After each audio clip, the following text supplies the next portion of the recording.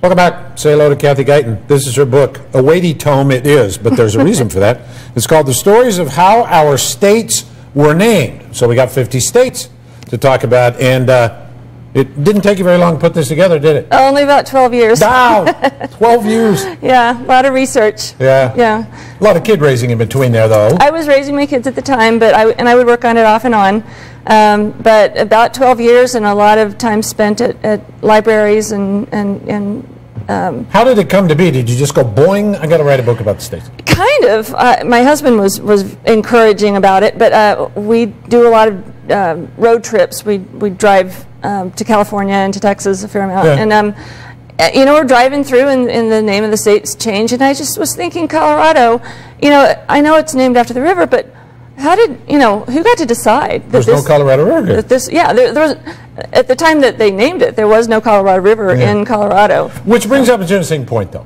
I'll keep interrupting you as I think of things, or I'll forget them. Like Missouri, everybody knows that it's a Missouri River, but you take it one step further and go, how did that river get its name? Right. So that's what's in here. Right, and a lot of times it's, you know, generally, especially with states like Missouri, they're named after the tribes who lived on that river. Right. And those, but the names that are given to them are usually the names of neighboring tribes. So, for instance, the Missouri Indians called them, or they called the river the Pecatawny. Right. But good state name. Since I'm from Pecatawny. Yeah, and you know, and so they would name the state after the, you know, the tribe who lived on it, but they would name the tribe for what the other tribes called them. Right. So. And I'm making a big generality here, but a lot of those states' names did come from that. The native tribes that were there, or what they perceived. It was, and eventually, as time went on, it was very in vogue for the Congress to name states after the Aboriginal tribes. Right.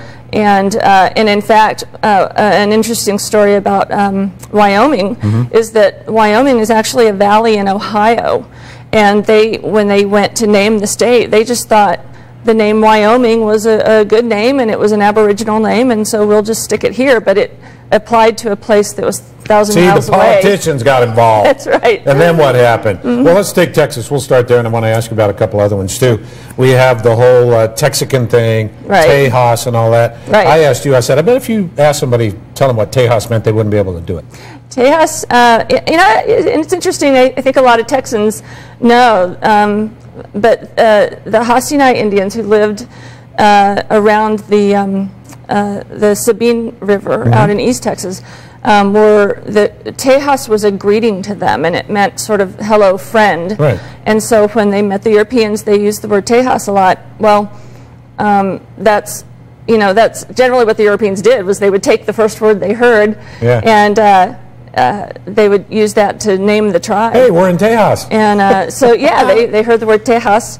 And eventually it got anglicized. The X from the Spanish sort of moved it along, but then the English who would read that would call it Texas instead of Tejas. And there we are. So when you say Tejas, you're saying hello, friend. Hello, friend. And that's typically what happened. And by the way, we should say you get a lot of that history in here, of the history of the state, not only how the whole thing was named. I want to ask you about one other thing, my favorite state, Nevada.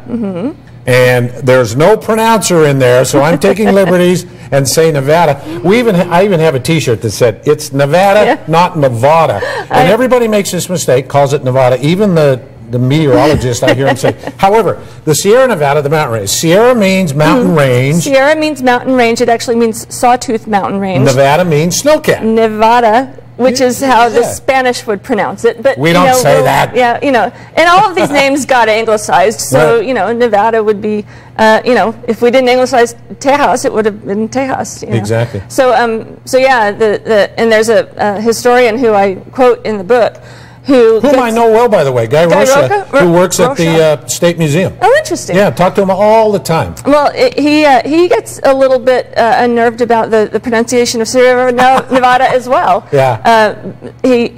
Apparently, you know, Sierra is plural. It's a range. So if you call it the Sierras, that's incorrect. Wrong. And Sierra Nevadas is wrong. If you say the Sierra Nevadas, that's wrong. And Sierra Nevada Mountains is redundant. Exactly. So you got all kinds of gripes out there. It's interesting what people. Which one absolutely makes no sense in terms of what you discovered? Idaho. Idaho is the funniest story.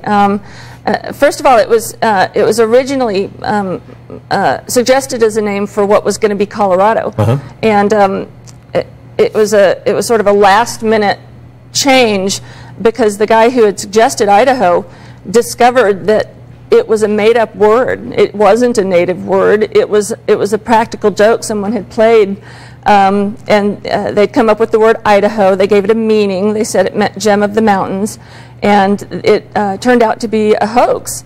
And so he went to the head of the committee and got the bill changed to say Colorado. Yeah. But in the meantime, the word Idaho had become, kind of popular after that, and there was a steamboat named after it. And so when they came to name Idaho, they just thought, well, we'll use it anyway. I like it. So you Idahoans, I guess, if that's what you call them, that's what you got. I got to tell one of my friends about that, too. Yeah, there are a million stories like that, too. The book's available, I guess. People can buy it? Amazon's your best bet at this point, and we're working on distributing to bookstores everywhere. So very cool. Kathy Guyton's our guest. The Stories of How Our States Were Named. It is really a good read. I highly recommend it. Good to see you. Thank you. And we appreciate it. Thank you. Congratulations on the book. And we'll be right back.